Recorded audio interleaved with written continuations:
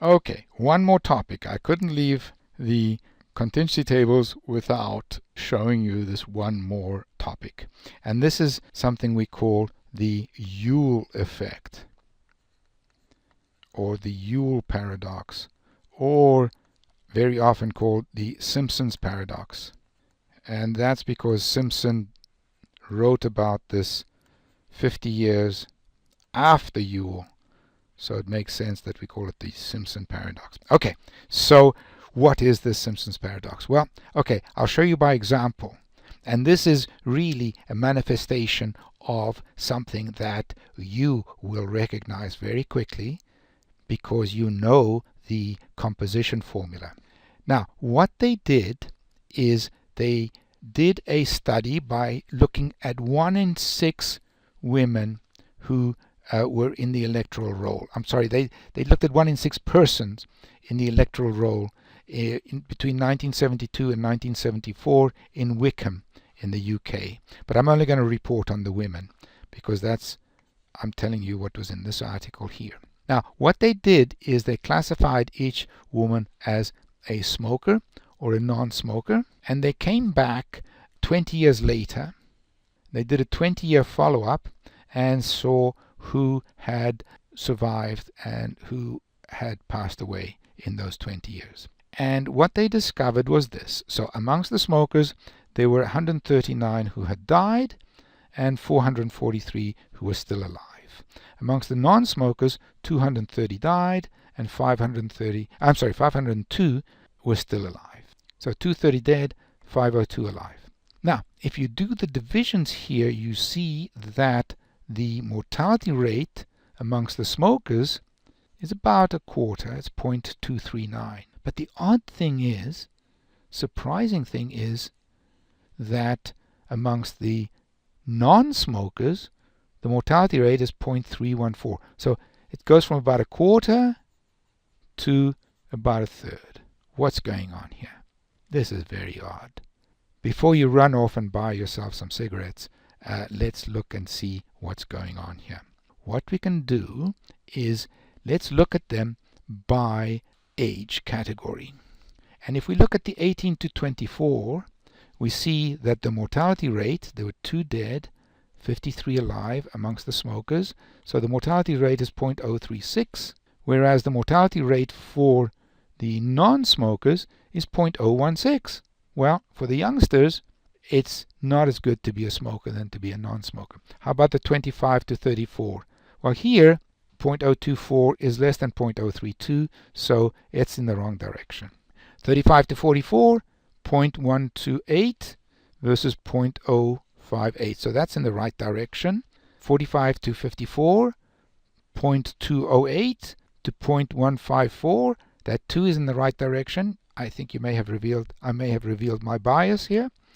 55 to 64, 0.443 is higher than the 0.331.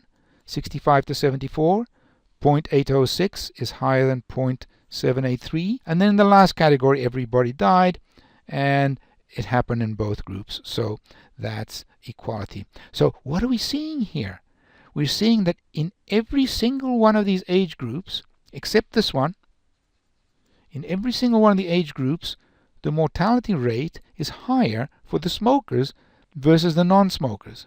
And yet, if you ignore the age classification, it's less. The mortality rate for smokers is less than the non-smokers. In fact, this is off by 1. If we had 1 more death there, if it had 4, then this too would have obeyed the same rule. But it doesn't matter. It doesn't matter. That's not the issue. The issue is this, even though every single category is in the one direction, the overall is in the other direction. What is going on here? Well, you've seen this before. You know it because you've studied the composition rule. And what it is that here we have it. Every time we look at this, we see that the yellows are bigger than the reds, except in this one.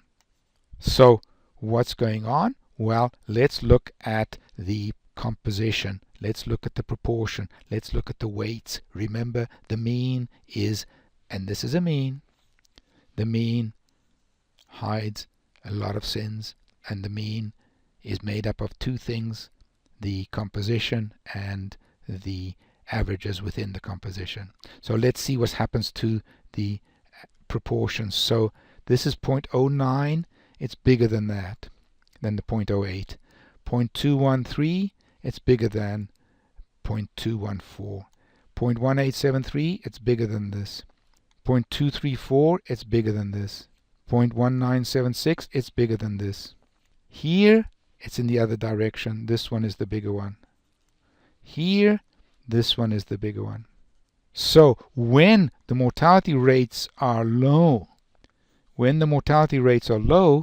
then the smokers have bigger proportions in those.